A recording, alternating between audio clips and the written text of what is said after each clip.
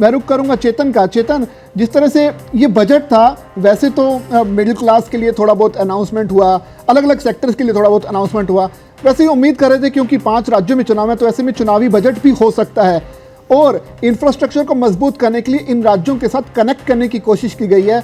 इस पर थोड़ा सा बताइए कि कैसे इन राज्यों को कनेक्ट किया है सरकार ने और कैसे फायदा देने की कोशिश की है। नहीं, बिल्कुल, क्योंकि बहुत महत्वपूर्ण हो जाता है। हालांकि शुरुआत में जब ये बजट पेश किया गया तो कहीं ना कहीं ये माना जा रहा था कि बहुत ज्यादा चुनावी राज्यों पर फोकस नहीं किया गया, लेकिन जैसे जैसे और डिटेल सामने आई तो क्योंकि बहुत सारे राज्य हैं जिनमें चुनाव होना है, खासतौर पर बंगाल बहुत महत्वपूर्ण वो राज्य जिस पर ज्यादा फोकस है हर पार्टी का और भारतीय जनता पार्टी का भी है।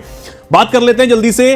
तो ये बजट यहां पर पेश किया गया जिसमें अगर हम बात करें रेल नेटवर्क की, आप बात कर रहे थे तो हम वो भी जान लेते हैं कि शहरों के बीच में 7 हाई स्पीड रेल कॉरिडोर बनाने की बात यहां पर हुई है। ये बनाए जाएंगे जिसमें ये मुंबई पुणे, पुणे हैदराबाद, हैदराबाद चेन्नई, हैदराबाद बेंगलुरु, चेन्नई बेंगलुरु, दिल्ली वाराणसी और वाराणसी सिलीगुड़ी के बीच ये कॉरिडोर जो है वो यहां पर बनेंगे। अगले 5 सालों में 20 नए राष्ट्रीय जलमार्ग भी बनाए जाएंगे। बनारस और पटना में जहाज मरम्मत सुविधाएं जो हैं वो भी विकसित यहां पर की जाएंगी।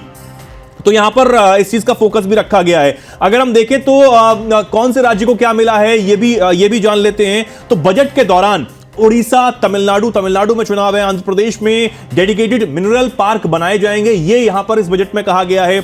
इसके साथ ही उन्होंने वाराणसी से सिलीगुड़ी जो है वहां तक रेल कॉरिडोर बनाने का प्रस्ताव रखा है। केरल और तमिलनाडु में रेयर अर्थ कॉरिडोर बनाने का भी यहां पर उन्होंने बजट में जो प्रस्ताव है वो रखा है। इसके साथ सरकार उड़ीसा, केरल, आंध्र प्रदेश और तमिलनाडु जैसे मिनरल से भरपूर राज्यों में माइनिंग, प्रोसेसिंग और रिसर्च और इसी के साथ मैन्युफैक्चरिंग पर भी काम करने जा रही है और इसको और बढ़ावा देने जा रही है। इसके लिए डेडिकेटेड रेयर अर्थ कॉरिडोर जो है उसको बनाने में मदद के लिए जो काम है वो और तेज कर दिया जाएगा। बंगाल को भी यहां पर खास चीज दी गई है। हालांकि वहां की जो मुख्यमंत्री उन्होंने नाराजगी जरूर जताई है, जो विपक्ष है वो कहीं ना कहीं इसे जो है वो ठीक बजट नहीं मान रहा है। विपक्ष अपनी तरीके से इस पर प्रतिक्रिया देता हुआ नजर आ रहा है। लेकिन अगर हम जाने तो केंद्रीय वित्त मंत्री जो हैं उन्होंने ऐलान किया कि सरकार दिल्ली से वाराणसी और वाराणसी से सिलीगुड़ी के बीच हाई स्पीड रेल कॉरिडोर का निर्माण जो है वो करने जा रही है। इसमें प्रमुख तौर पर बंगाल से राजधानी दिल्ली तक का जो सफर है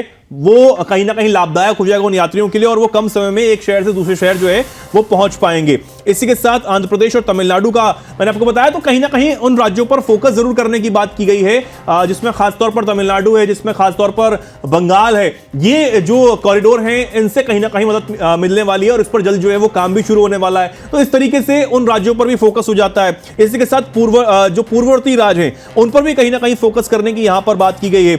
ईस्ट कोस्ट इंडस्ट्रियल कॉरिडोर बनाने का ऐलान यहां पर किया गया है जिसमें दुर्गपुर को प्रमुख नोड के रूप में यहां पर शामिल किया जाएगा। साथ ही 5 पूर्वोदय राज्यों में 5 पर्यटन स्थलों को बनाने की बात यहां पर की गई है और 4000 ई बसों को चलाने की यहां पर बात की गई है। तो यह पूर्वोत्तर राज्यों के लिए बहुत ज्यादा जो है वो लाभदायक होने वाला है। तो इस बजट में कहीं ना कहीं उनके लिए भी खासतौर पर एक जो प्रावधान है वो यहां पर रखा गया है। इस प्रस्ताव के तहत उन राज्यों को भी काफी ज्यादा जो फायदा है वो मिलने वाला है। उन राज्यों में रहने वाले जो यात्री हैं, जो लोग हैं, जो एक दूसरे से दूसरी जगहों पर जाते हैं या फिर वहां भी रहकर अपना काम कर रहे हैं, यात्रा करते हैं, उनको भी काफी ज्यादा फायदा जो है वो मिलने वाला है। इसी के साथ अगर हम देखें तो दक्षिण भारत के प्रमुख जो शामिल नारियल है उसकी उत्पादन और इसी के साथ कंपटीशन को बढ़ावा देने के लिए कोकोनट प्रमोशन स्कीम, नारियल संवर्धन योजना जो है इसका ऐलान यहां पर सरकार ने किया। यह अपने आप में बहुत ज्यादा फायदेमंद उन लोगों के लिए हो जाता है जो इस जो क्षेत्र में जुड़े हुए हैं, इस पर काम कर रहे हैं।